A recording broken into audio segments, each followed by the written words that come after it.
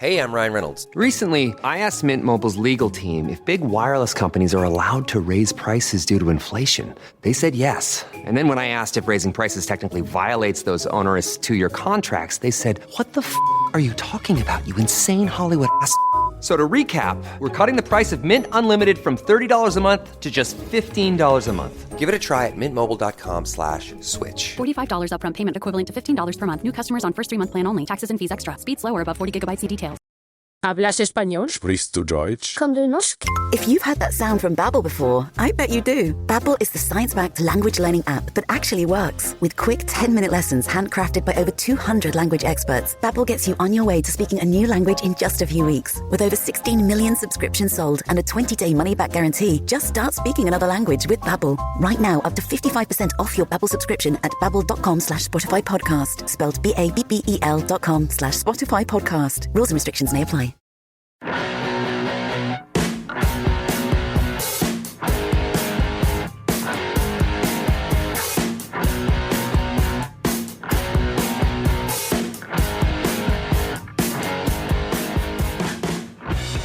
Olá, pessoal! Bem-vindos a mais um episódio de Crimes. Eu sou a Bruna. Como é que está, Jéssica? Oi, Jéssica. Olá, pessoal, como vocês estão? Tudo bem, meu povo? Tudo bom? Tem algum recado? Gente, no dia que vocês quiserem mandar pra mim um combinadinho japonês... A gente não pode falar de comida antes de começar a gravar, senão todo episódio é isso, é a Jéssica pedindo comida. Gente, manda comida, por favor. Manda comida. Fome, não como Gente, há 3 semanas. Eu só queria um combinadinho japonês. Eu tenho um recado, que é só esclarecer uma coisa, que, gente, a gente não tem controle sobre as propagandas que aparecem no podcast, tá, gente? Então, assim, eu sei que algumas pessoas acharam estranho e algumas propagandas que apareceram nos últimos tempos, não é a gente que escolhe, tá? A gente nem sabe o que vai aparecer de propaganda no podcast.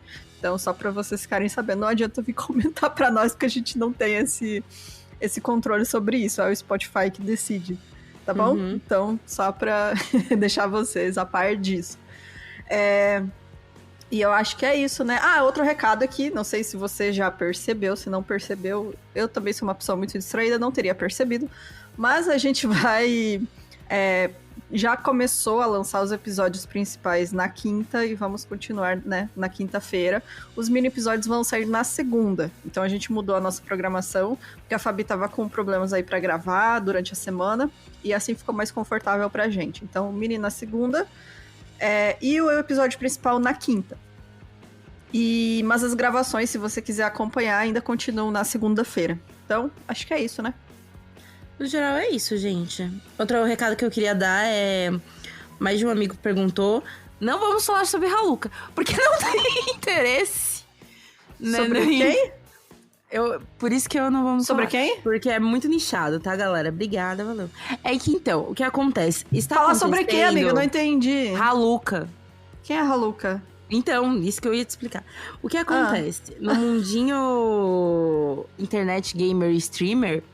Tá tendo uma polêmica sobre essa pessoa que eu tô acompanhando porque eu sou fofoqueira, né? Sim, a gente adora uma fofoca. Né? E aí eu tô acompanhando. Aí um amigo meu falou assim... Poxa, amiga, rolou crime, que no caso foi, tipo, uma pessoa expondo o outro, chavecando o outro. E aí eu falei, não vamos colocar no meu crime. Não tem sentido colocar a fofoca de streamer. Não, gente, Mas vocês podem mandar... pra gente. Manda no privado, que a gente gosta de fofoca. Eu adoro que um dia a gente recebeu um e-mail de uma pessoa falando assim: tenho fofocas criminais, mas vocês não podem ler no episódio. Eu falei, não interessa, a gente adora fofoca. E era ela contando várias fofocas criminais, a gente adora. Gente, pode falar fofoca até familiar. A gente não precisa, sabe? Pode. Ai, minha tia deu golpe no marido. Menina, sabe o que adora. aconteceu no Dia das Mães? Sabe? Essas coisas, assim. Exato. Manda no Twitter, a gente adora. Hoje de tarde a Shirley tava me contando uma fofoca de uma tatuadora canadense lá que tá rolando no TikTok. Menina, eu vi também no TikTok. Olha aí. Eu vi no TikTok. Eu E é amo, isso, eu gente, amo. amamos. Eu gosto muito de react de fofoca. Exato. É uma coisa E que o a pessoa resumo faz da um fofoca, resumão. né? Nossa, eu adoro O pessoal dedicado do TikTok, TikTok, né? TikTok fofoqueiro. Que a pessoa faz um resumão daquilo. É muito bom. É Mas muito o trabalho gente. de Deus aí, gente. Mas é isso. Bora para o Chega de Falar Besteira aí. Vamos falar de desgraça. E bora pro episódio de hoje. Bora.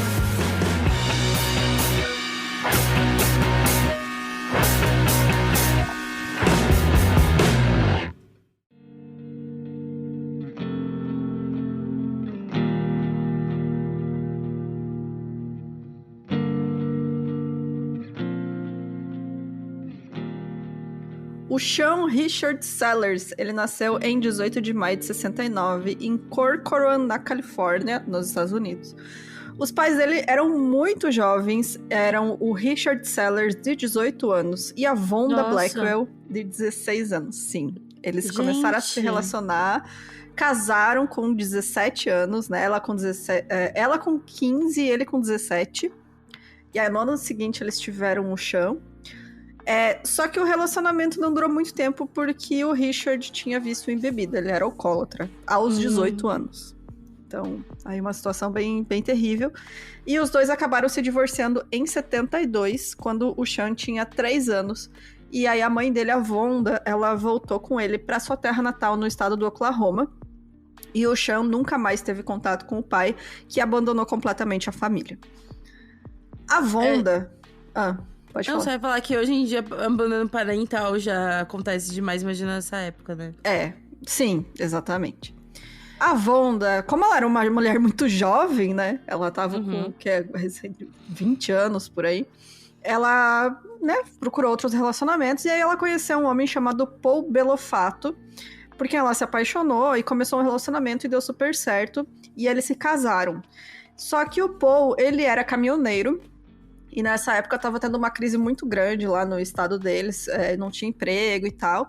E a Vonda, ela começou a ajudar ele e ir junto com ele pra ser, tipo, ajudante mesmo, né? Às vezes o caminhoneiro tem um copiloto ali, né? Que vai junto e tal, pra administrar, pra ajudar, enfim, com as cargas. E ela assumiu essa posição. Então, pra ajudar nas despesas da casa também, ganhar mais dinheiro. Assim, eles conseguiam fazer mais viagens, né? E o problema disso, né, é que ela tinha um filho pequeno, mas eles tinham uma família, tinham ali uma rede de apoio. O pequeno Sean foi deixado aos cuidados do avô, Jim, que era casado, né, já era pela segunda vez, com a esposa dele, a Geneva, enquanto a mãe e o padrasto, então, passavam entre 3 ou 4 semanas na estrada. A mãe dele não o abandonou, né, mas por enquanto, mas eles voltavam, sempre que eles voltavam, assim, que terminavam as viagens de trabalho, eles iam lá visitar o Sean com o pai dela, enfim, né. Mas mesmo assim, é uma situação que a criança não vai entender isso, né, ela foi abandonada pelo pai e ela vê a mãe também, né, indo viajar. Não tão presente sempre, longos né? períodos e também sente esse abandono, né. Aparentemente, ele era uma criança normal, mas ele não deixava ninguém ver que cada vez que se despedia da mãe do padrasto, ele escondia no banheiro pra chorar. Ele não tinha problemas em se relacionar com outras crianças, mas segundo sua avó, Geneva, Sean cobrava muito de si mesmo. O que outras pessoas também não sabiam era que por volta dos 6 ou 7 anos, o Sean começou a ouvir vozes em sua cabeça que estavam sempre o criticando. Por ser criança, ele achava que as vozes eram normais e que todo mundo também tinha. Isso aí é aquela coisa de falta de assistência terapêutica também, né? Aí ele já estava apresentando sinais de transtornos psicológicos, psiquiátricos, só que, né, ele não tinha com quem conversar. Uma pessoa adulta que desse muita bola pra ele. Então ele realmente não achava que aquilo ali era normal, sabe? Sim. Quando sua mãe e padrasto iam ficar mais tempo em algum lugar, eles levavam Sean para morar com eles novamente. Aos 16 anos, ele já havia se mudado cerca de 30 vezes e se tornou um menino que preferia o isolamento a enfrentar o inevitável de sempre ter de deixar amigos para trás em mais de uma mudança. É complexo, né? Porque, por exemplo, você vê aquelas famílias que são itinerantes, mesmo assim, eles têm que ter um planejamento muito firme. Tem uma estrutura, né? Também. Se não tem, a criança se sente insegura, né? Exato. Ela não tem um local que ela pode chamar dela. Uhum. E quando você tem, por exemplo, famílias circenses, né? Não é só uma criança. Eles têm a comunidade deles, né? Então, tipo, a criança não vai perder todos os laços que ela conhece com outras crianças, porque ela tem as crianças próximas. Eu vou pegar um rolê extremamente idiota, mas é porque eu amo, que é a família do Alasca. Tem na Discovery, gente, eu amo ver a família do Alasca, mas, por exemplo, como é uma família grande, né, eles moram de maneira isolada no meio do mato. Mas é uma família, se eu não me engano, de 6, 7 irmãos. Uma convivência, então, né, com outras crianças. Uma convivência, né, com outras crianças. Agora, quando não, né, bem mais complexo. Enfim, né? Então ele era uma criança inteligente, tinha um bom desempenho na escola, mas tornou-se cada vez mais perturbado emocionalmente e desligado da realidade, né? Ele às vezes... É porque a família dele também, assim, não era, né, só alegria. Eles tinham muitos problemas também. Ele às vezes recebia castigos físicos da mãe e do avô. Até porque na época, né, isso era super comum.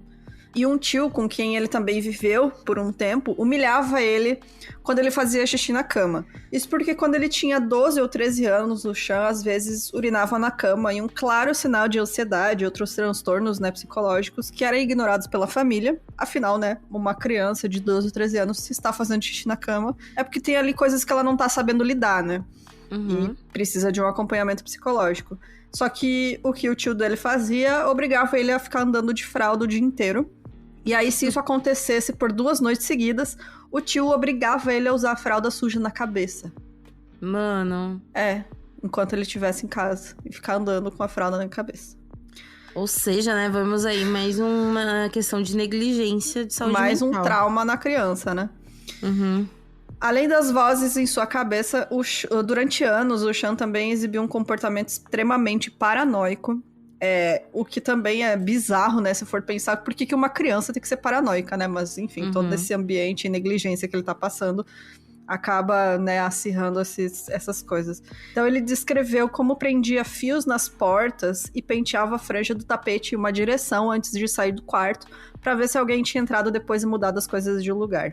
Ele também tinha mudanças extremas de humor, às vezes eufórico, outras vezes com depressão e pensamentos suicidas. Então, ele desde cedo ele já apresentava inúmeros sintomas e problemas, né, que precisavam de atenção e de um acompanhamento ali, de um acompanhamento profissional. Só que ele foi negligenciado. Desde criança, desde muito pequenininho, ele foi negligenciado, né? Ninguém dava muita bola pra ele. A violência em sua família era vista como algo normal. E todos tinham acesso livre a armas de fogo, né? Novamente, Estados Unidos, né? Bizarro, sempre bizarro. Um de seus tios o levava para caçar e tentava ensinar Sean como pisar na cabeça de um animal e puxar suas patas para matá-lo. Sean mais tarde contou a um psiquiatra como viu seu tio colocar um machado na cabeça de um guaxinim ferido e puxar suas pernas até que a cabeça se partisse. O menino era frequentemente chamado de covarde por seu tio e castigado por seu padrasto por se recusar a participar desses atos violentos. Porque não era só, tipo, sei lá, vamos caçar pra comer, né? Tipo... não é só atirar o bicho, caçar, vamos caçar pra comer, né? Atirar no bicho, matar, né? Tem uma morte mais humana, entre aspas. Crueldade, né? Era cruel, extremamente cruel. Uhum. Algumas fontes afirmam que o primeiro contato de Sean com o satanismo foi por conta de sua babá, quando ele ainda não tinha nem 10 anos de idade. Ela teria mostrado livros sobre o assunto para ele, e Sean sabia que tinha que manter seu interesse sobre o satanismo em segredo, pois sua família era bastante religiosa. Ele começou a ficar cada vez mais fascinado por satanismo conforme foi crescendo, sentindo que lhe trazia conforto que poderia ajudá-lo a dar rumo em sua vida. E é um lance também, talvez, de ir contra a família, né? Exatamente, é um ato familiar. De rebeldia. Não necessariamente... Não desacreditando da crença dele, né? Mas tem muito disso, né? Até porque criança, né? Criança, tipo, não... Eu acho que criança não tem muita capacidade de decidir ali sobre religião a seguir também, né? Tipo, não, a criança, ela pode até, tipo, gostar, ter se interesses. Exato. Tipo, se interessar, que é normal, assim, tipo... até algum limite, né? Desde que não seja, tipo, sei lá... limitador pra criança, né? Viver ela, pode até ser saudável, né? Porque é um interesse.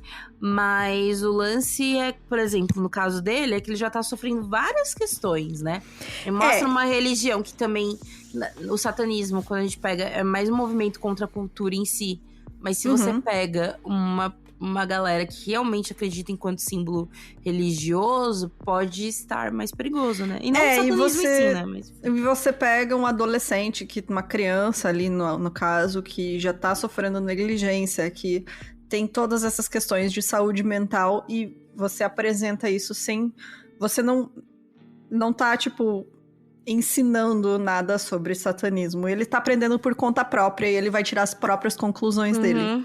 Isso já é um problema, sabe? Tipo, não tá indo numa, sei lá, numa religião onde tem a escolinha, sabe? Exato, exatamente. Que é próprio pra criança, né? Exatamente. É tipo, ele vai fazer o que ele achar melhor, o que ele interpretar daquilo ali, né? E aí veio o meu grande problema com esse caso, e eu pesquisando ele, eu escutando vários podcasts sobre ele, enfim, lendo coisas. Que as pessoas dão tanta atenção pra esse lado dele dizer que se interessava por satanismo e esquece que no fundo era só uma criança negligenciada com problemas. Problemas físicos, psicológicos, né? Problemas seríssimos, gente. Exato. E aí as pessoas ficam, nossa, é um caso de satanismo, não sei. Não é. É um caso de um adolescente negligenciado, sabe? Que esse pra mim é a raiz de tudo, de todo o problema desse caso. Então, me incomodou muito, sabe? Você vê, por exemplo, muito desses casos quando a gente fala sobre manipulação religiosa, como é mesmo, seitas. Isso, né? Seitas. A gente vê, por exemplo, seitas são isso, muitas pessoas negligenciadas. Quando a gente pega, sei lá, casos até mais extremos, como o do caso do Jim Jones e tal, né? São pessoas marginalizadas, são pessoas à parte da sociedade que não se sentem pertencentes, e ele, obviamente, informação tirada da minha bunda, né? Porque eu não sou formada em nada. Mas a situação toda, né? O cenário todo mostra que ele não se sente pertencente, né? Dentro da família, enfim, né? Dentro do meio que é pra gente se sentir, né? Exatamente. Porque a família é o momento que a gente tem que sentir uma parte. válvula de escape, né? E aí, no caso do Sean, a válvula de escape dele foi o satanismo, que, né, ele interpretava como queria.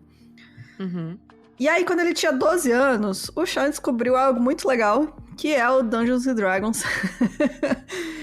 Assim como muitos adolescentes dos anos 80, né, ele ficou obcecado, não só nos anos 80, mas depois também.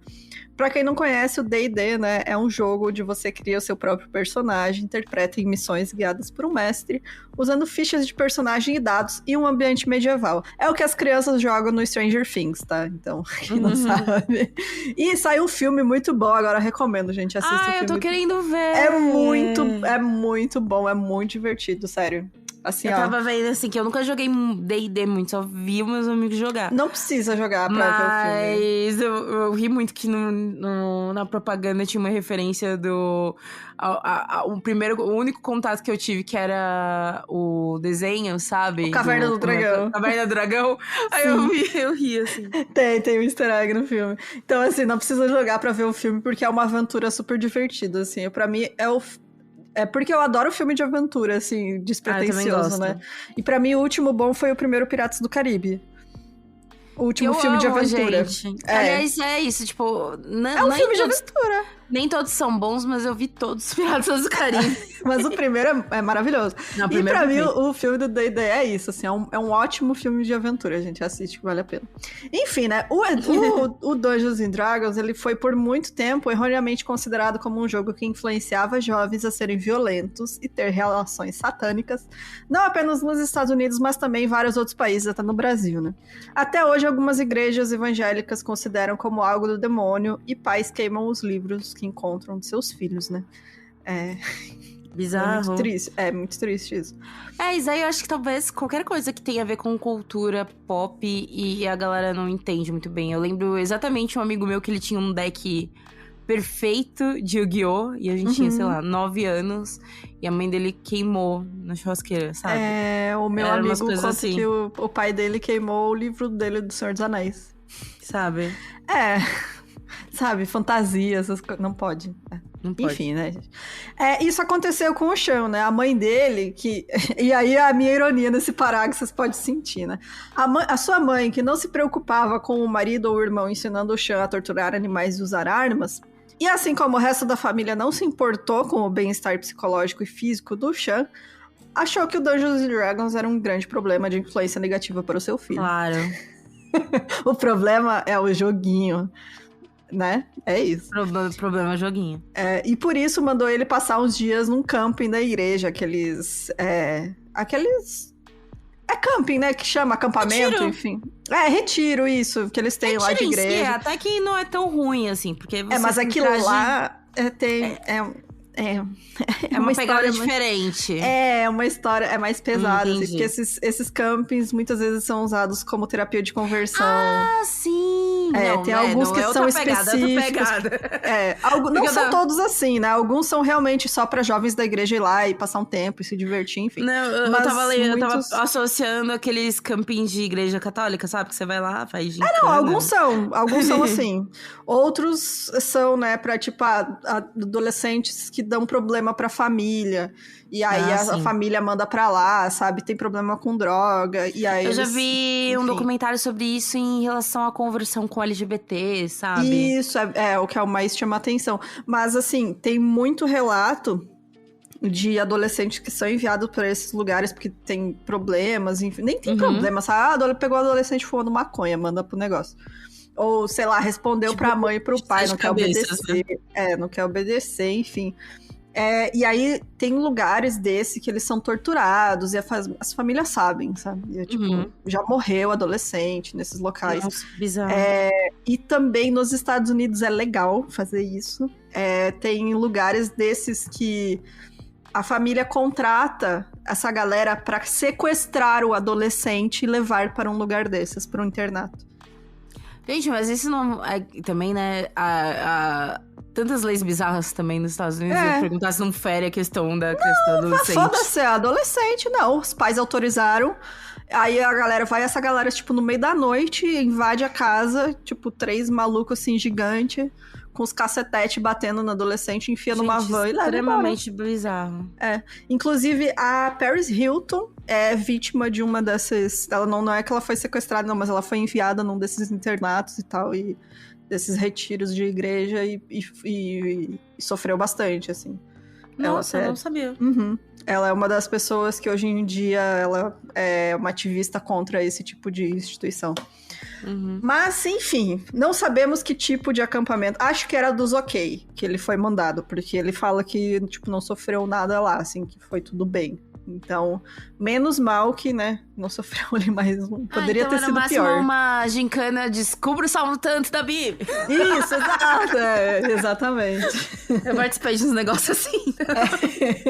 Eu queria ter ido, mas eu não fui, porque eu era muito novinha ainda. Aí eu não fui. Sim, é porque normalmente... E aí é que a gente tava falando da questão religiosa, né? De que, tipo, religiões no geral, gente, é um bagulho muito complexo pra criança se autodescobrir.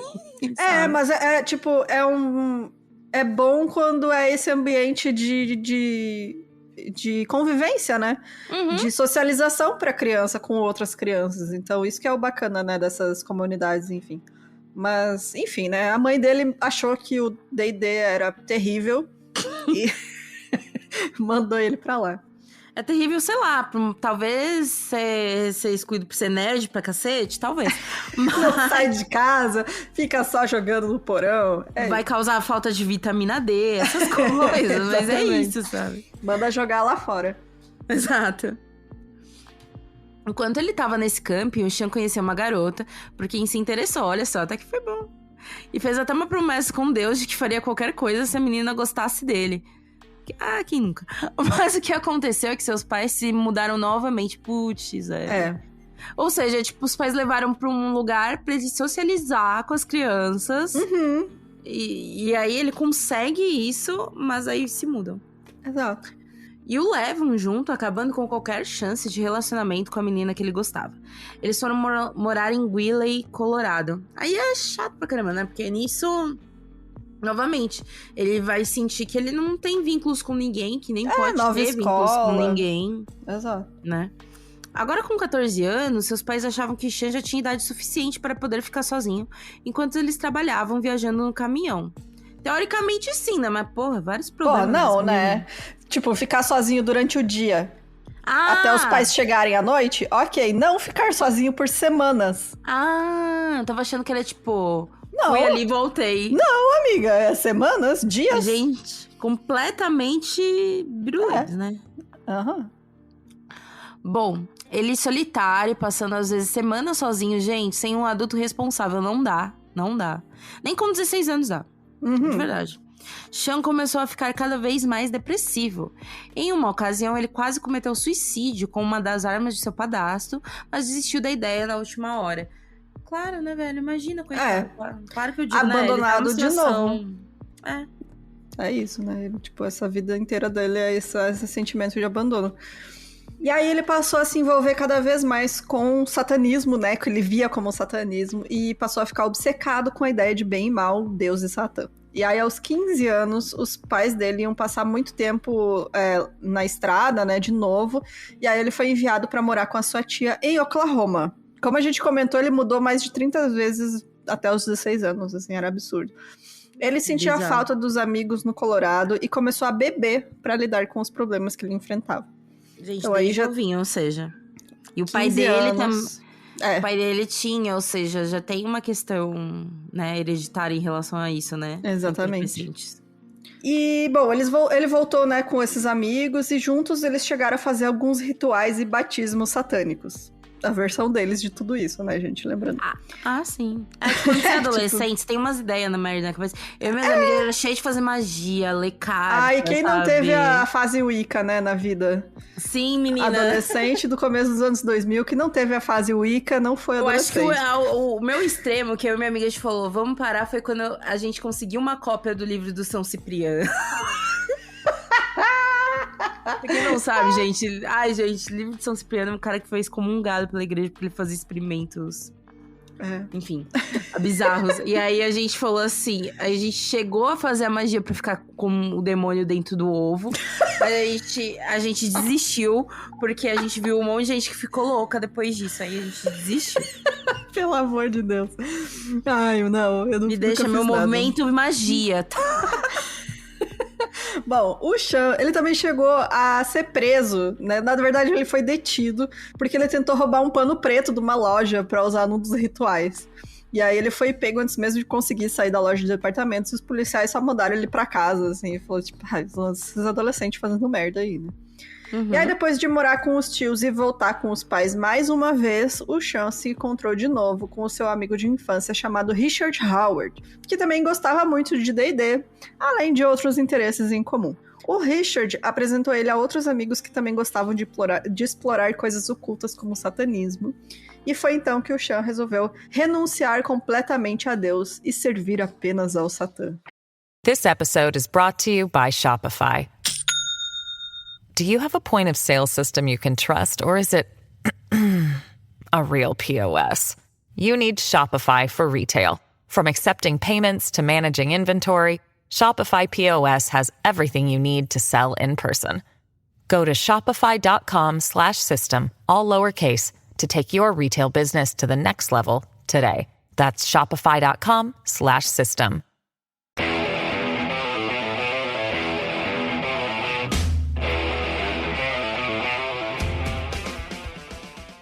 Ele parou de se importar com as notas de escola, além de sua aparência, né? Porque Satã agora falou que tem que ser feio. Não pode tomar banho se quiser ir pro inferno, né? Tipo, a nova desculpa pra não tomar banho. Mano, é que agora eu sou satanista. Ele mantinha frascos do próprio sangue, que às vezes tomava no meio da aula, no intervalo da escola. Nossa senhora, né? Nossa, sabe aquele adolescente que quer ser fodão, vampirão. Assim? Quero ser o gótico da escola. E aí era ele.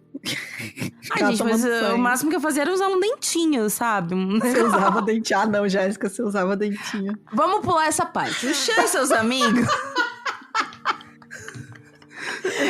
Não, mano. Eles usavam... É culpa da Annie Rice, né? Esse não sou eu, não, tá? Chan e seus amigos, eles usavam uma casa de fazenda abandonada como local de encontro e para fazerem seus rituais. Aos 16 anos, o Chan estava convencido de que deveria cometer o ato máximo de devoção ao capeta e ao mal, e por isso deveria fazer um sacrifício e matar alguém. E nessa, velho, um monte de adolescente, né? Era um grupo, assim. E eles metendo... eles achavam que ninguém levava a sério, na real, né? Era só o Chan e o Richard que levavam a sério. Tem alguns casos que a gente já pegou de, tipo, adolescentes combinando no ritual e, tipo, eles vão indo até achar que é brincadeira, até que vê, putz, não é, né? Exato. É o que acontece muito, né? Com adolescente também, que não tem esse freio moral também, né? Adolescente só faz merda, né? Você não tem ninguém ali pra falar, gente, não. Eles vão seguir, né? Sim.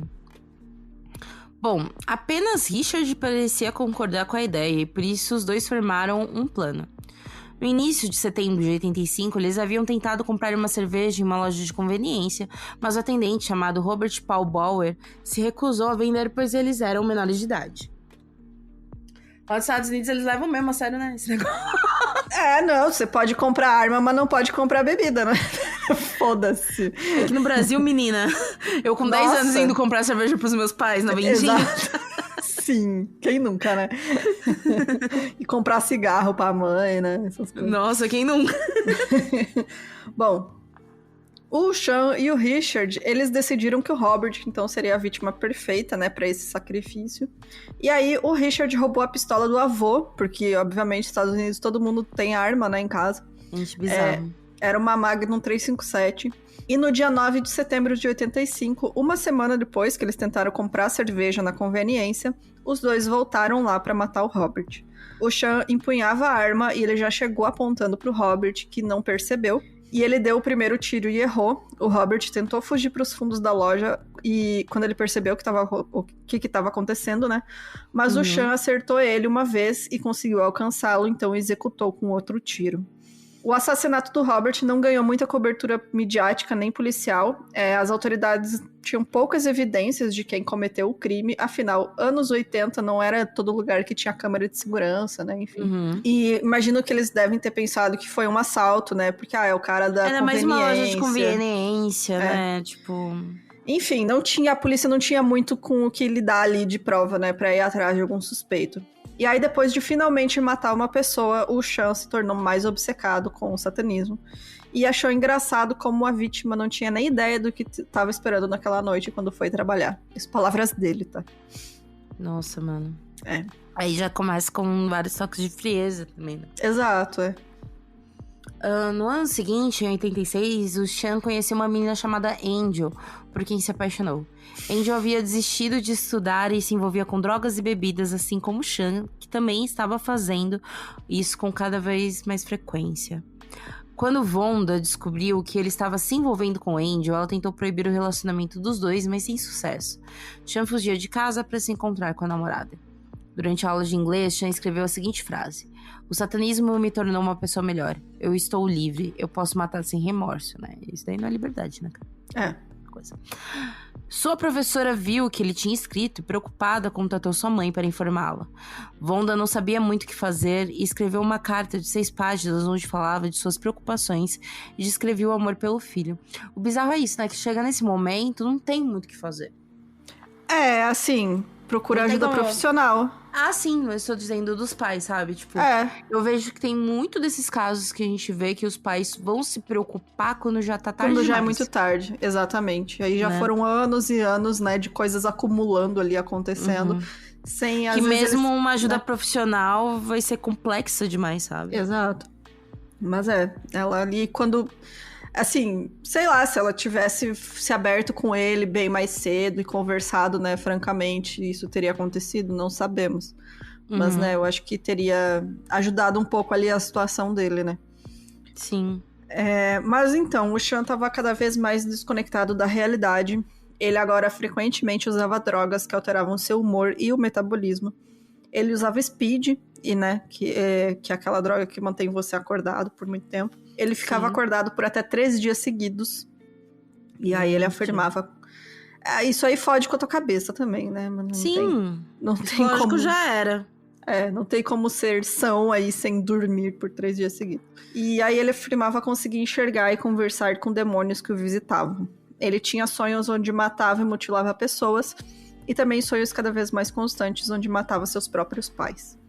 E aí, em 5 de março de 86, depois de ficar, de 3 dias sem dormir, apenas usando drogas, o Sean dormiu por algumas horas, e aí quando ele acordou, ele encontrou a pistola calibre 44 do seu padrasto e foi até o quarto dos pais usando apenas uma cueca preta, para não se sujar, e matou os dois enquanto eles ainda dormiam.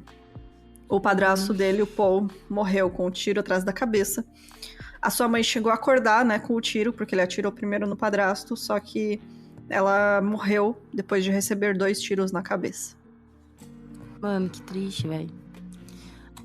O Sean tomou um banho e tentou armar a cena de que o invasor teria entrado na casa e matado seus pais.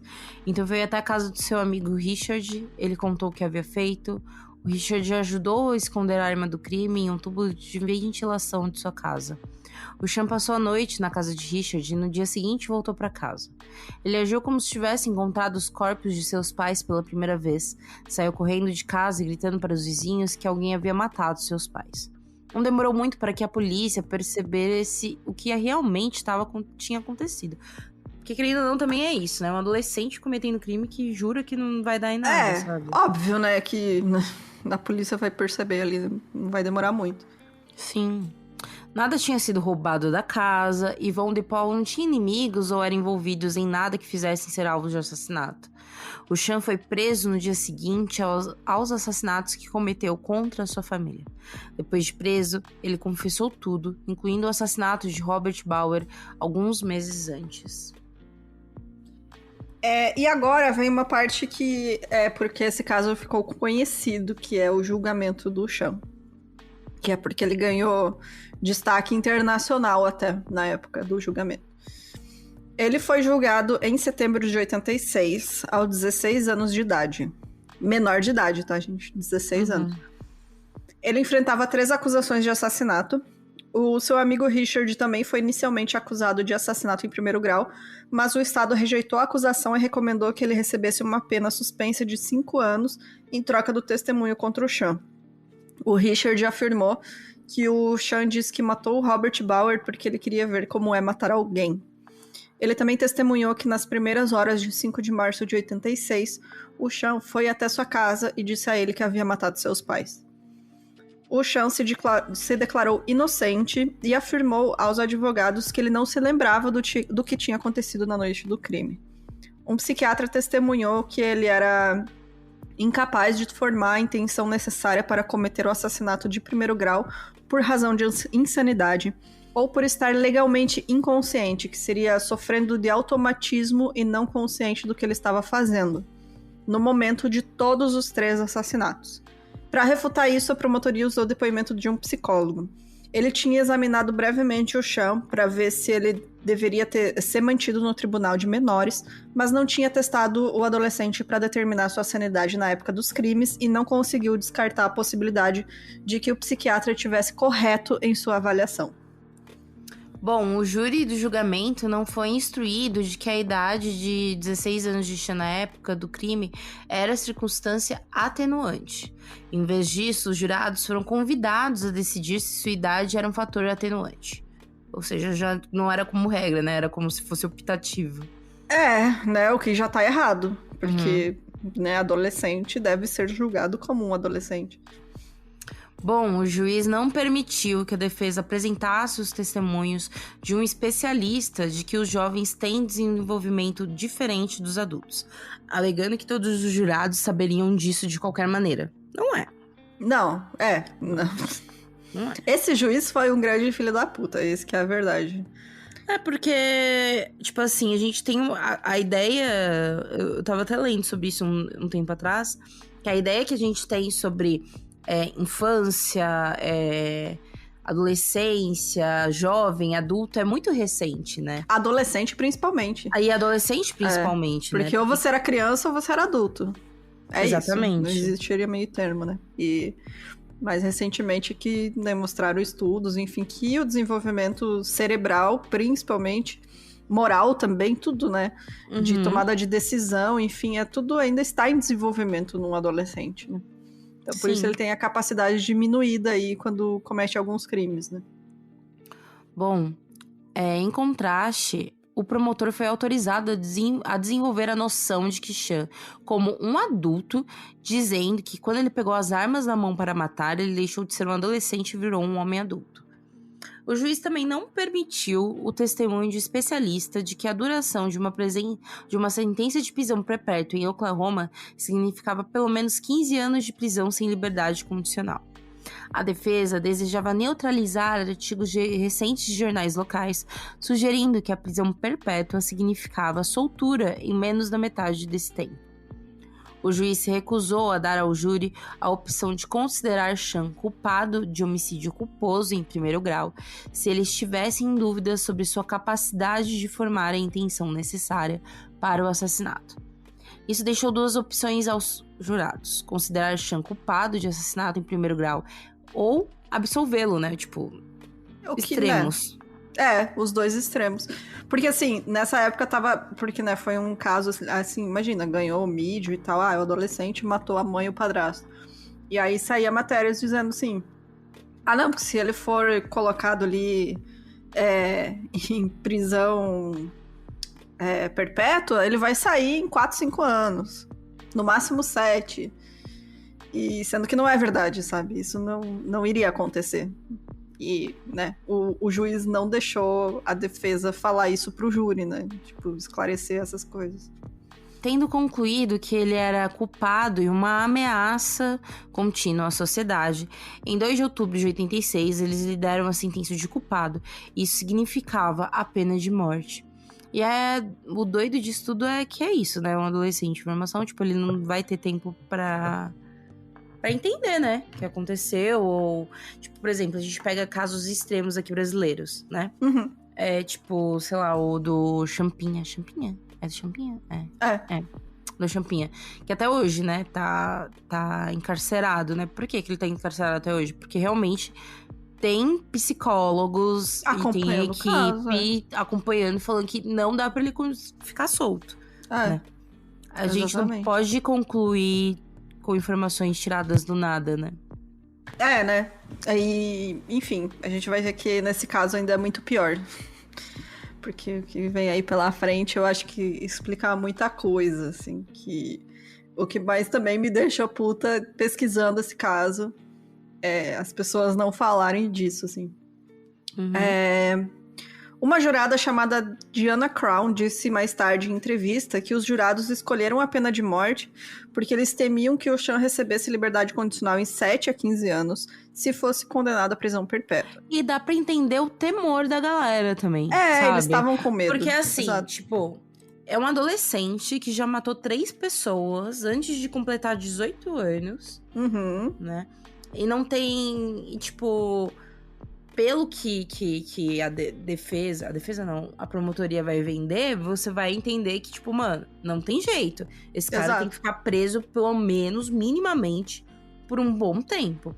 Mas e eles achavam, né, que ou se você botasse, solta, né? Ou você solta, ou você mantém preso, né? Ou você mantém a condenação máxima. A galera vai optar pela condenação máxima, mas isso é uma lógica, na real, sabe?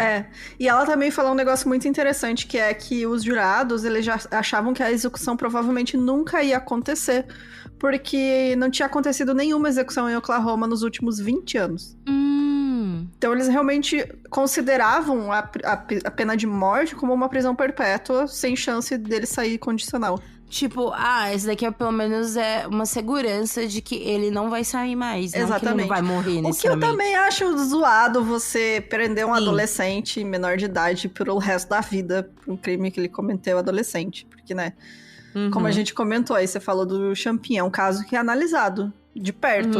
E deveria ser assim com todos os outros. Porque, analisado, né, e tratado, acompanhado. Enfim, né? Porque ninguém é o resto da vida. Niterói, sabe? E esses foram casos extremos, por exemplo. Exato. Né? Ninguém é o que foi quando era adolescente o resto da vida, sabe?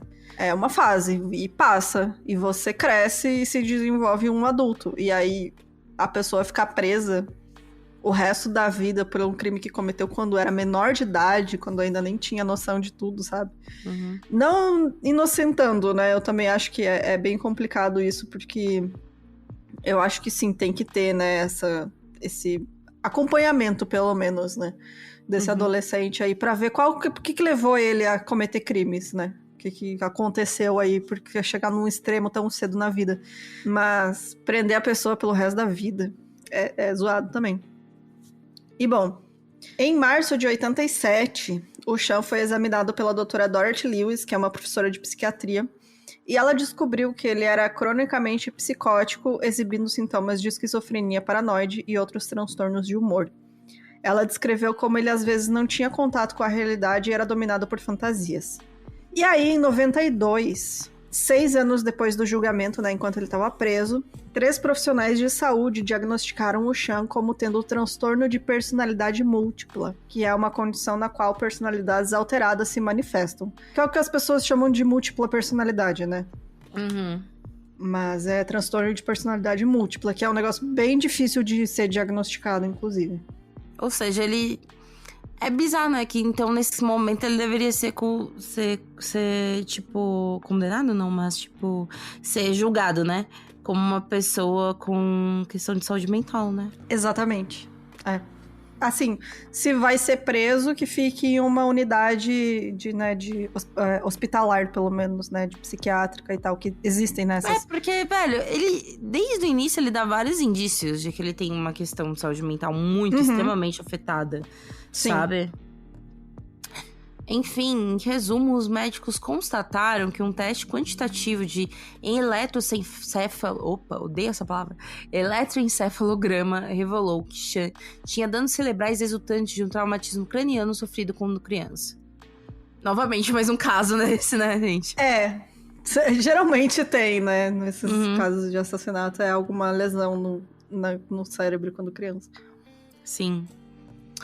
Bom, ele também mostrou mudanças drásticas, cada um dos estados alterados de Sean, indicando a presença de pelo menos 3 personalidades alteradas. O promotor de julgamento de Sean afirmou que o transtorno dele seria apenas uma tentativa de escapar do corredor da morte. 2 médicos separadamente falaram com 2 personalidades alteradas de Sean, denominadas Danny, que demonstrou ser canhoto, e embora Sean não o seja, outra chamada O Controlador.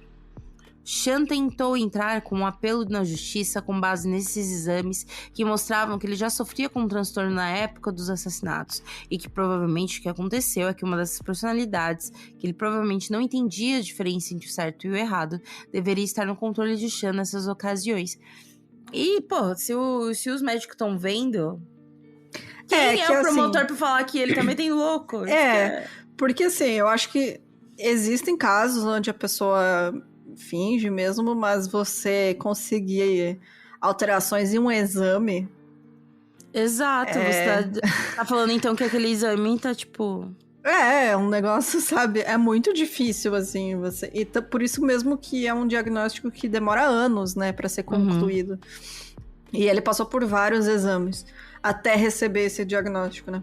E havia poucos estudos e testes disponíveis para o diagnóstico de transtorno de personalidade múltipla na comunidade de saúde na época do julgamento. Esse transtorno é uma doença oculta, né, que geralmente leva alguns anos para ser confirmada, e os recursos estaduais do Sean foram esgotados em 95, quando o Tribunal de Apelações Criminais de Oklahoma decidiu que o seu direito de levantar o diagnóstico de transtorno de personalidade múltipla havia sido renunciado porque poderia e, portanto, deveria ter sido levantado no momento do julgamento. Putz. Só que não tinha como isso acontecer porque não existiam esses testes quando ele foi julgado. Aí que tá o problema. Tipo, ele foi diagnosticado tardiamente e falou, olha, gente, isso aqui não é algo que você desenvolve do nada, né? É o resultado de anos e anos de trauma, né? Um transtorno que vai, né, te acompanhando a vida inteira. Isso significa que ele já tinha, né, desde adolescente, desde a época dos crimes. Só que não tinha como ele ter sido diagnosticado lá se não existiam esses testes pra ele ser diagnosticado. Sim. E os caras falando, não, você tinha que ter falado que era lá, agora não adianta mais. basicamente isso. E aí o tribunal disse que as evidências, portanto, não se enquadravam na categoria de recém-descobertas, o que poderia ter permitido um recurso bem-sucedido.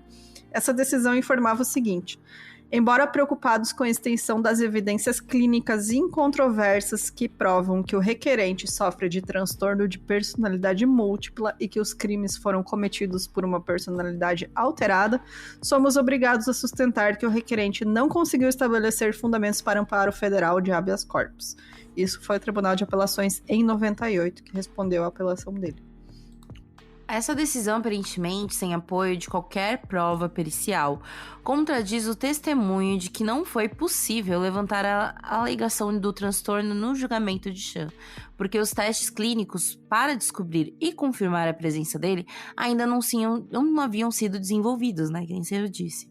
Os especialistas também forneceram evidências de que geralmente leva vários anos e vários diagnósticos para estabelecer que uma pessoa sofre desse transtorno, né? Porque até então pode ser, sei lá, esquizofrenia. Pode ser... exato. Tanto que a primeira médica que, né, diagnosticou ele falou, ele tem transtorno de esquizofrenia, enfim. E aí, testes mais completos tudo que eu depois tava lendo levaram. sobre isso, tem psicólogo que acredita que nem existe. Sabe? Então, dentro da comunidade, ainda é discutido o transtorno de personalidade múltipla. Tem uns que falam que não, que é que isso daí é por conta de esquizofrenia. Tem uns que acham que vem de outras questões. Então, poxa, se é um negócio que dentro da comunidade já é difícil, não existe imagina... nem consenso lá, né? Exato. Imagina. Em seguida, um tribunal federal observou que as evidências neurológicas e psicológicas significativas de que Chan sofria de transtorno de personalidade múltipla e danos cerebrais. No entanto, determinou que a evidência não equivale a uma demonstração verdadeiramente persuasiva de inocência real, nem atende ao limite extraordinariamente alto de mostrar que uma violação constitucional ocorrerá se Chan Sellers for executado. O tribunal explicou que rejeitou as evidências recém-descobertas porque as opiniões dos especialistas foram baseadas em exames realizados 6 anos após os crimes. Portanto, a confiabilidade das conclusões foi diminuída. Mano, é tudo... também coisas burocráticas, né, gente? É muito... tudo coisa muito técnica, né? Uhum. Que, tipo, por coisas técnicas... não, você devia ter falado antes. Tá, mas como é que eu vou falar antes se não existiu o exame? Não, mas você deveria ter falado antes.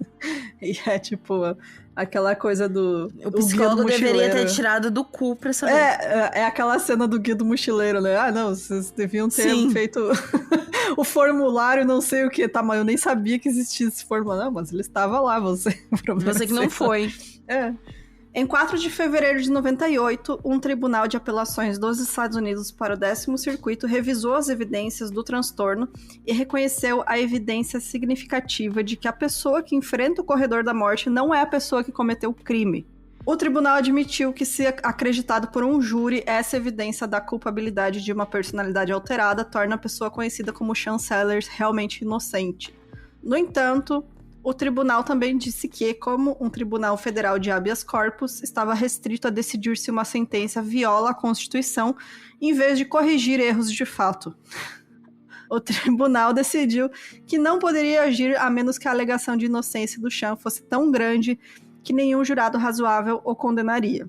Ele observou que, embora as evidências psiquiátricas fossem claras, fortes e favoráveis, elas não foram examinadas em um tribunal e também se poderiam esperar que leigos, né, ou seja, jurados, fossem céticos sobre o transtorno. E é aquilo, né, gente? Assim, ele cometeu os crimes realmente e fica aqui a questão de que se ele estava aí... pleno de suas faculdades mentais, né, no momento dos crimes. Não sei realmente se... Eu tendo a acreditar nesses diagnósticos porque foram anos e anos de especialistas, né, fazendo... Até porque não é um transtorno que é, tipo, fácil e reconhecível. Até os transtornos reconhecíveis, vou dar um exemplo muito, muito tosco, tá, gente? Perdoa. Mas, tipo, eu tava vendo um tempo atrás que a Tula Luana... ela tinha sido colocada como esquizofrênica pro médico anterior dela. E ela tomava remédio e tudo mais. E por isso que ela fazia aquelas lives... bem alterada, aqueles vídeos extremamente alterada. E que desde que ela tá num psicólogo novo, que até, tipo, regulou os remédios dela e coisas do tipo, ela anda bem, sabe? Ela tá ok. Mas porque ela foi no médico que atestou aquele negócio errado. E esquizofrenia não é um bagulho desconhecido. É Exato. muito conhecido, extremamente conhecido. Por que eu tô dando essa volta toda? Pra dizer que, por exemplo, quando a gente tá falando sobre questão de transtorno de personalidade, que é algo que é pouco discutido ou mal discutido, precisa de especialista, vai demorar, assim, muitos anos. Então é muito surreal como o tribunal, ainda que há burocracias, né, quer colocar burocracias pra coisas tão subjetivas, né? Não, e você pega ali o Tribunal de Apelação reconhecendo realmente que, olha só, a gente reconhece os diagnósticos e realmente ele, né, não estava ali em controle das ações nos momentos dos crimes, mas a gente não pode fazer nada. É isso, você foi condenado, foda-se, sabe? Eu acho que é basicamente você atestando de que a justiça não foi feita porque ele não teve um julgamento justo. Isso não é justiça, tá, gente? Não. Justiça é quando a pessoa, todo mundo merece um julgamento justo, né? E eu acho que ele realmente, ele não teve um julgamento justo ali, nem em hipótese nenhuma, né? Nem se fosse considerar que ele fosse, que se ele não tivesse transtorno, eu acho que ele teve um julgamento justo por ser um adolescente na situação que ele estava. Então, a gente não tá aqui dizendo que o cara é inocente, né? Eu não acho que ele seja inocente. Longe disso. Realmente é uma situação que, sabe... É mais um caso que a gente fala muito sobre questão de como que a saúde mental é negligenciada dentro da justiça, dentro de um aspecto Exato. social. Porque o erro não é somente aí do juiz, não. É um erro de uma sociedade toda. Exatamente. Que não entende a criança, que não acolhe a criança, que não tem... Tipo, poxa, gente, não tá certo você ter pais que não têm, por exemplo, endereço fixo.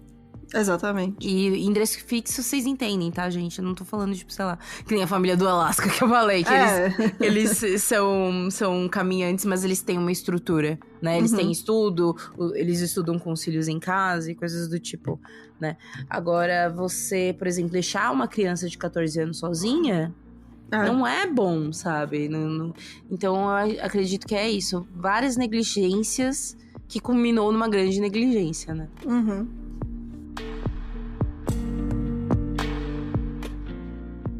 O tribunal disse que, portanto, não era capaz de concluir que nenhum jurado votaria pela condenação e negou o recurso. E é bizarro também, né? Porque o jurado ele não vai entender a questão de saúde mental, porque ele não é especialista. Por isso que tem que ter um especialista lá falando pra ele, né? Gente, pra mim, até pra entender... isso que existe testemunha. Mas, tipo, sei lá, acho bizarro. Porque, sei lá, pra mim, durante muitos anos, gente, eu achava que transtorno de personalidade era muito ficcional. É que o modo como é apresentado, né, na mídia é bem ficcional, né? A gente, todo mundo teve o primeiro contato no... Como é o mesmo nome daquele filme? Amnésia. Não, que ele sequestra a menina. Que ele sequestra a menina que faz a bruxa. Mas esse filme é bem recente, é fragmentado. Obrigada, menina. Sim, obrigada. Essa visão romantizada, né, das personalidades, enfim, que de Hollywood. Mas, Enfim. O tribunal declarou que não estava indiferente ao dilema do peticionário e que não estava convencido de que, dada uma oportunidade para um tribunal estadual, ele não poderia lançar dúvidas sobre a adequação da sentença que enfrenta. Em 30 de novembro de 98, a Suprema Corte dos Estados Unidos recusou-se a ouvir o apelo de Cham. O procurador-geral de Oklahoma pediu imediatamente ao Tribunal de Apelações Criminais do Estado que fixasse uma data de execução, o que foi devidamente feito. E aí eu acredito que rolou um aceleramento. Sim. Sabe? Pra eles falarem, não, a gente vai executar mesmo. Porque começou a crescer o burburinho, né? Começou a chamar a atenção de autoridades, de grupos sociais, né? De organizações internacionais. Então, tipo... Porque além da questão da saúde mental, é a questão de... Ele foi condenado quando ainda era adolescente. Sim. As pessoas, né, ele foi condenado à morte quando era adolescente, coisa que, assim, é impensável, né, pra qualquer outro país do mundo aí. Então, já tava chamando a atenção, né, de outras internacional, e aí eles falaram, não, vamos terminar com isso aí. Não, e eles fazem muito isso, sabe, tipo, porque, sei lá, tem na Netflix uma série chamada Sou um Assassino, tá na 3ª temporada. que é bem interessante, onde eles pegam várias pessoas que estão já ou na fileira da morte, não, é na... Corredor da morte. No corredor, fileira da morte. No corredor da morte. Ou que estão, tipo... Ou que estão... Às vezes eles pegam uns que vão ser soltos, sabe? Enfim, eles pegam várias pessoas, né? Que eles são condenados, mas se eu não me engano, a primeira é que eles que são condenados no corredor da morte, em que eles mataram pessoas, né? E que boa parte não morre ali. Sabe? E tem uma, se eu não me engano, a maioria das pessoas que estão no corredor da morte não morrem. Não são executadas, né? Não são executadas. Então, pra mim é muito demonstrar que, olha, gente, vamos acabar com isso logo. Vamos acabar com isso logo. Isso daí também se deve... Sim, fazia 20 anos que não... Sabe? Oi? Isso também acontece com serial killers, casos famosos. Tudo isso acontece. Exato. Fazia 20 anos que não era executado ninguém no estado do Oklahoma. Entendeu? Tipo... E assim, obviamente, gente, é um crime bárbaro, sabe? O cara matou os pais dele, ele matou um cara sem ter motivação nenhuma. É um crime bárbaro. Mas esse era o crime mais bárbaro que estava naquele corredor? Muito duvido, sabe? Exatamente. Duvido muito, sabe? Às vezes tem um cara que, sei lá, matou 30 crianças, mas que vai ficar ali, entendeu? Vocês entenderam o que eu quis dizer. Enfim. O Chancelers passou 13 anos preso no corredor da morte. Desde que ele tinha 16 anos, ou seja, tipo... Ele passou a vida inteira adulta dele preso. Exatamente. Quase metade da sua vida ali. Ele chegou a se casar quando esteve preso, mas o casamento foi anulado 2 anos depois. Sua execução foi marcada para o dia 4 de fevereiro de 99, mesmo existindo um acordo internacional que baniu a execução de pessoas que eram menores de idade quando cometerem uns crimes. Sim, existe esse acordo internacional, gente. Existe. Eu não sabia disso, não. Assim como muitos acordos... Ou seja, tudo isso piora. Exatamente. Isso aqui, pra mim, é o que mais me deixa revoltado nesse caso. E que de todas as vezes que eu pesquisei as coisas que eu pesquisei, todo mundo que relatou esse caso, ninguém falou isso. Porque, afinal, americanos, né? Pra eles, isso aqui, foda-se. Mata. Tipo... Direitos humanos, foda-se, né? Muitas autoridades e grupos internacionais fizeram protestos, né, por conta da execução do Sean, incluindo a Anistia Internacional, que divulgou uma nota em que eles diziam o seguinte. E aí eu fiz questão de colocar porque eu acho que resume perfeitamente aqui toda essa situação absurda. Abre aspas. O direito internacional proíbe o uso da pena de morte contra menores de 18 anos na época dos crimes. É um princípio que agora é tão amplamente aceito que nenhum país está isento dele. As repetidas afirmações dos Estados Unidos de que são a força mais progressista para os direitos humanos no mundo são contrariados por seu flagrante desrespeito ao consenso moral e legal global de que matar pessoas por seus crimes de infância é errado. Ao executar Chancelers, as autoridades americanas voltaram seus relógios 40 anos para a última vez em que um prisioneiro americano foi condenado à morte por um crime cometido aos 16 anos. Isso não pode ser definido como um ato progressivo. No final, o direito internacional e o consenso moral global foram ignorados para satisfazer a opinião doméstica percebida. Ao fazer isso, as autoridades não fizeram nada além de aprofundar a cultura de violência na sociedade norte-americana. É hora de buscar soluções construtivas para crimes violentos, inclusive os cometidos por crianças. Fecha aspas. E é isso, assim, os caras são, né, o bastião moral do mundo e estão aí fazendo merda o ano inteiro, né? A gente sabe sempre, nos Estados Unidos, gente. A maioria dos crimes que a gente relata aqui são nos Estados Unidos.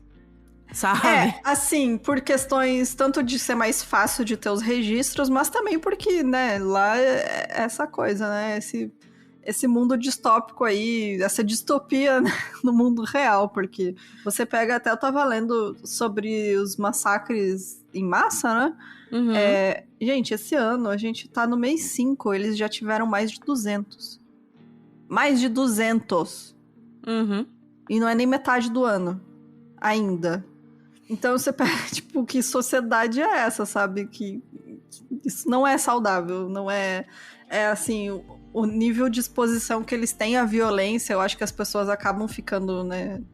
Como que fala? Anestesiadas, né? Sim. E é isso, sim. Pra eles é ok você condenar à morte um adolescente. Eu acho absurdo, não sei vocês, gente. Se quiser discordar, discorda aí na sua casa também, não me importa. Mas a gente, vocês sabem que aqui a gente é completamente contra a pena de morte, e mais ainda se tratando de adolescentes, né? Então, é isso, gente. E ó, se quiser pistolar com a gente, vai ter que pistolar com o Papa. Porque o Papa, João Paulo II, na época, chegou a desafiar os Estados Unidos e rejeitar a crueldade da pena de morte. Mas o governador de Oklahoma, na época, que era católico, disse que o Papa estava errado sobre a pena de morte. Vocês sabem que o Papa é a fucking representação de Deus na Terra? Aquela galera que ficou revoltadíssima com o Roger Waters falando que o Bolsonaro era fascista, falando que ele não entendia as próprias músicas. O que ele sabe? O que esse cara aí? É isso. O que o Papa sabe das coisas dos católicos? Não sabe nada. Papa. Manja pouco. É isso. Sabe? E eu até acho bem importante esses posicionamentos, principalmente, por exemplo, do Papa sobre isso, porque quando a gente vê, né, esse caso, muito se apoia dentro de uma questão moral e religiosa, sendo que a religiosa oficial tá falando que não é assim não. Exato, Tá lá o chefe deles, né, falando que não, aí o cara, não, mas eu discordo. Eu discordo. Eu que sou católico, eu que fiz minha crisma, O Chanceller foi um prisioneiro exemplar no corredor da morte. E ele é relatado que nenhum incidente aparece em seu registro disciplinar. Na prisão, ele se tornou muito religioso e se dedicou à escrita e à arte com o objetivo de ajudar os outros e aprender sua experiência. Ele fez vários vídeos que rodaram o mundo, nos quais fala os perigos das seitas, do satanismo e das drogas. E é isso, né? Porque no final das contas, as drogas, o satanismo... E o satanismo não em si, né? Mas, tipo, a visão que ele tinha, né? Sobre algo exato. Esse comportamento meio de seita, né? Uhum. Enfim, podia ali ser qualquer religião, eu acho que não ia mudar muita coisa, não. Não, qualquer religião que fosse extremista, né? Que ele enxergasse por uma perspectiva extremista. Isso, qualquer religião pode ser levada ao extremismo. Gente, querendo ou não, eu acredito que na vida o futuro legalize tudo, mas drogas para adolescentes é um negócio muito complexo, sabe? É uma exatamente pela questão do cérebro informação, Eu também acho. Informação. Álcool para adolescente já é pesado, né? Mas Deus sabe os quantos corotes todos já tomamos. Mas é complicado, sabe? Porque é uma formação... A criança tá em formação, o cérebro tá em formação. Então, tudo isso desencadeia coisas horrorosas, né? Bom, o Chan foi executado aos 29 anos, no dia 4 de fevereiro de 99, após ser injetado em ambos os braços com venenos destinados a fazê-lo dormir, parar sua respiração e em seguida parar seu coração. A execução do Chan confirmou os Estados Unidos como o principal perpetrador mundial de crimes de execução de menores de 18 anos na época do crime. Isso é um crime, tá, gente? Leis internacionais, é um crime. Com ele foram 10 execuções de pessoas que cometeram crimes antes dos 18 anos, mais que o número de todo o resto do mundo junto, tá? Só pelos Estados Unidos, 10 execuções.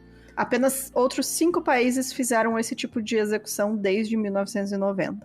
Eu tenho aqui os dados, se eu não me engano, deixa eu ver aqui.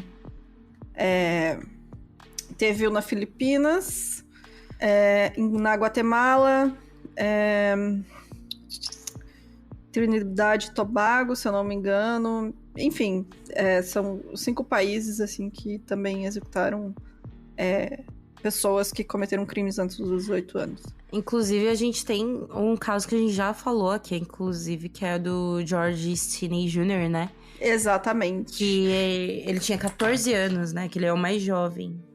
Tinha 14 anos. E, inclusive, antes do Chan, que tinha 16 anos, a última adolescente, né, a última pessoa a ser condenada à morte quando cometeu um crime, quando era adolescente, nos Estados Unidos, foi nessa mesma época aí da segregação, né, que foi um menino negro que foi executado aos 16 anos, porque ele, né, não sei como é que fala, alegadamente assassinou uma mulher branca. Fico com o pé atrás com essas histórias, porque, né, a gente sabe que nessa época aí eles culpavam pessoas negras por qualquer coisa. Mas, enfim. Todo crime sobre pessoas brancas no geral, ia ser um negro. Exatamente. A Suprema Corte dos Estados Unidos decidiu em 2005 que é inconstitucional executar indivíduos por crimes cometidos antes dos 18 anos. Apenas em 2005. Então, hoje em dia... muito recente, né?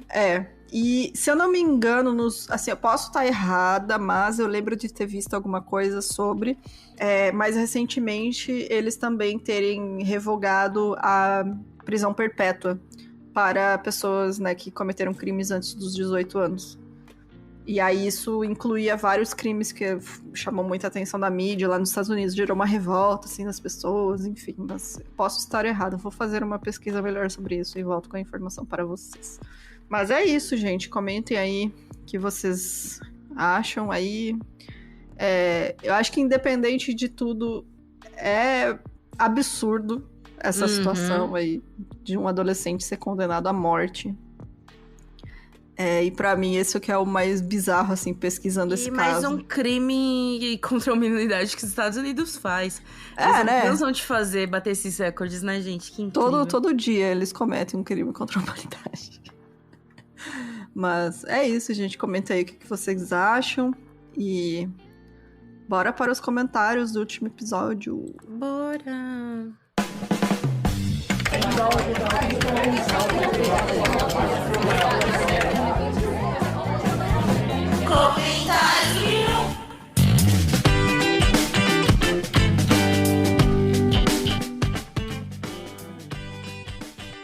O último episódio do Charles Schmidt.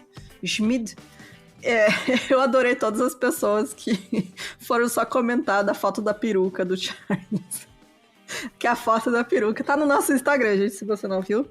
A foto dele de peruca é impagável, que ele usou pra fugir.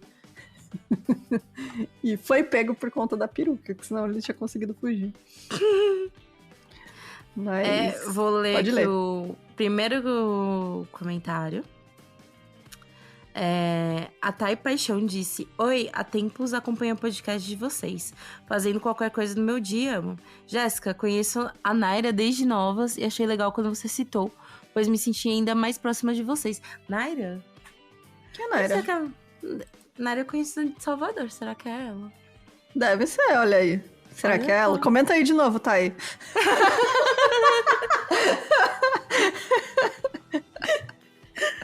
Eu acho que sim. Ou talvez alguma ouvinte que eu falei. Não sei. Talvez. Não sei. Enfim.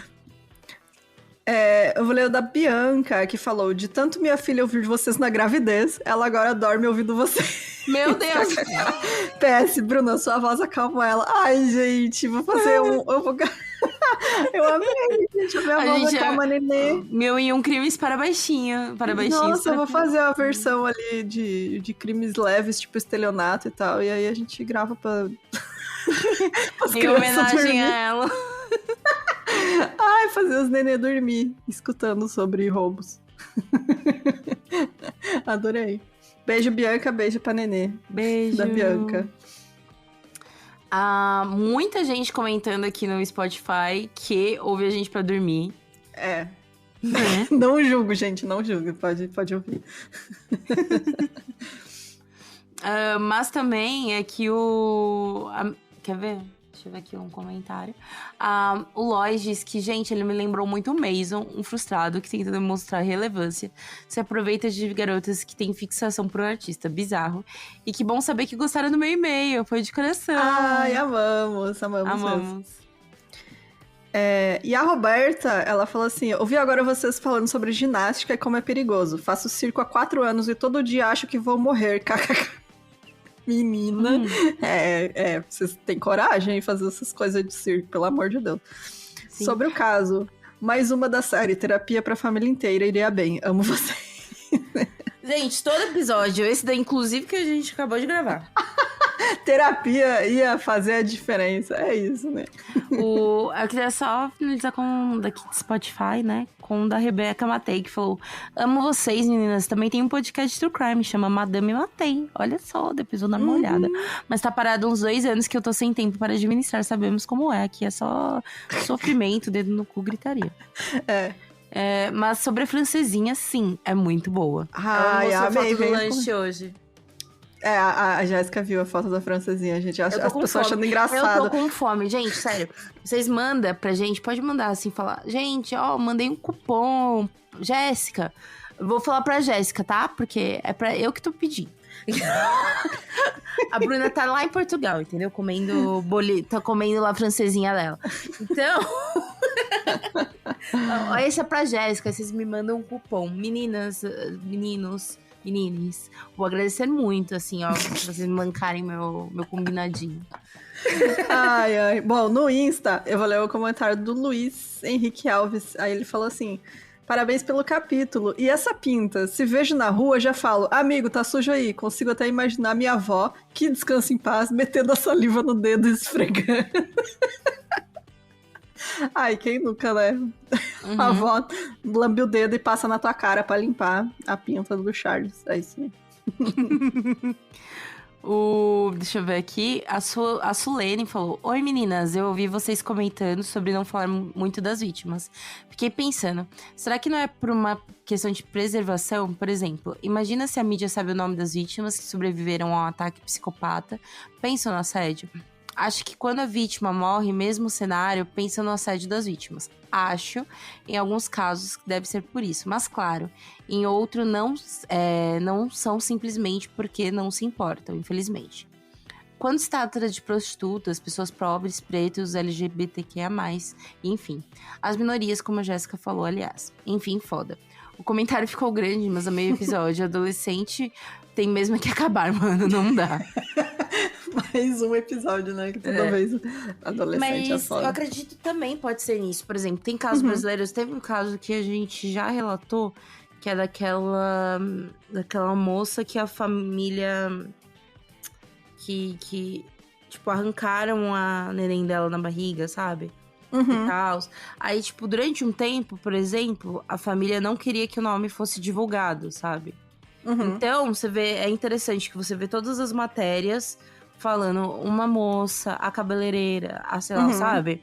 A manicure, a grávida, por conta disso. Mas depois, a família achou justo o nome estar vinculado por conta disso, né? De uma questão de, tipo, falar, olha, esse crime aconteceu, né? Pra dar uma atenção em questões gerais, enfim. Então, acho que depende muito do caso. Tem casos que realmente você vê que na hora de você pesquisar você não acha e tá lá justificado, né? Que é por conta disso. E tem casos que realmente você vê que é um contexto que as pessoas foram invisibilizadas, né? Exatamente. Existem esses vários tipos de contexto, né? Queria eu realmente que fosse só por conta de preservação. Porque também acho muito justo quando há uma preservação da família, né? Eu acho Com muito certeza. escroto, por exemplo, quando deduzem algumas coisas sobre as vítimas que nunca nem foram ouvidas, sabe? Porque aí a família também sai machucada nesse bolo todo, né? Tipo, por exemplo, que nem a gente tava falando de casos de serial killers que mostram que de prostitutas. Você vê, dependendo da fonte, você vê, tipo, falando muito mal delas, sabe?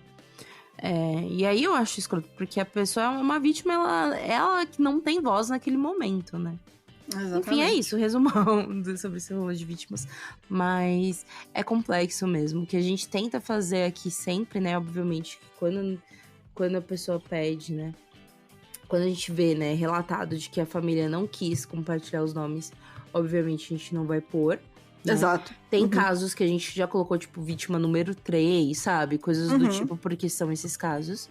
Mas quando a gente vê que há uma invisibilidade, né? A gente faz uma questão, sim, de citar aqui as pessoas. Exatamente. E, gente, antes de finalizar, só quero pedir aí desculpa se vocês escutaram os miadinhos. Eu sei que eu não vou pedir desculpa não, porque as pessoas amam ouvir miadinhos, né? Quem não gosta de ouvir miadinho não é boa pessoa. Mas é que a minha gata não é bom ser humano. A minha gata está revoltadíssima que não ganhou sachê ainda.